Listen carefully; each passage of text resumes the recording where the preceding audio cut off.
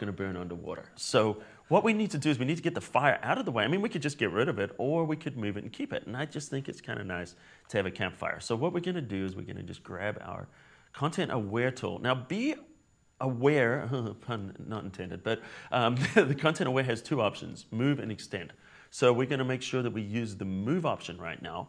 And I'm just going to make a little selection around here. And it doesn't have to be perfect. It can be kind of like this. So here's a tip.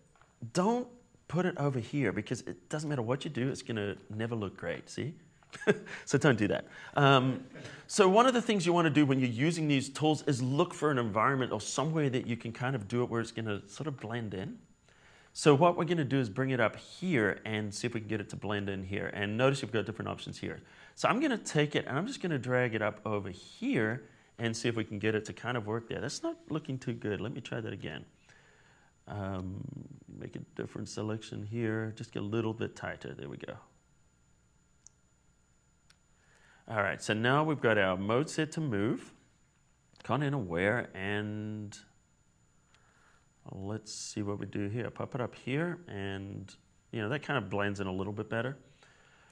It's not great though. Hang on, let me try a different setting here. Sometimes you got to play with these settings. Let me just undo it and go back, and we're going to move it again.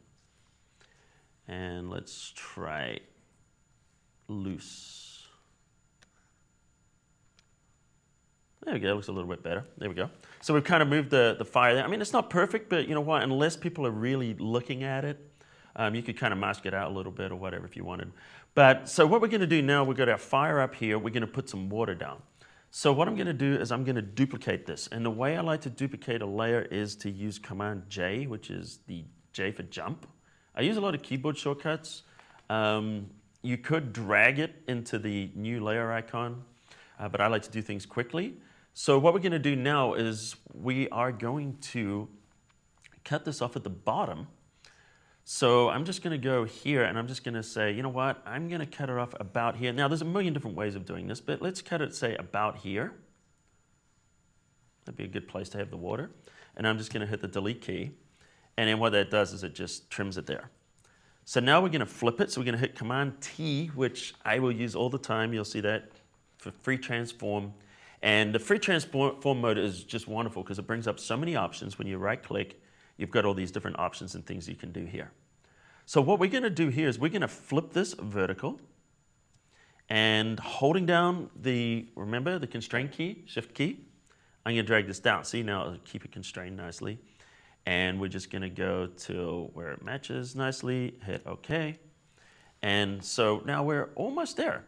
So what we're going to do now is make it look a little bit more like water. So we're going to choose a blur. We're going to choose the filter blur, but I'm going to use the motion blur and bring it straight up and down. Now once again, hold the shift key. That'll keep it to 90 degrees. And see how it gives that nice little sheen there?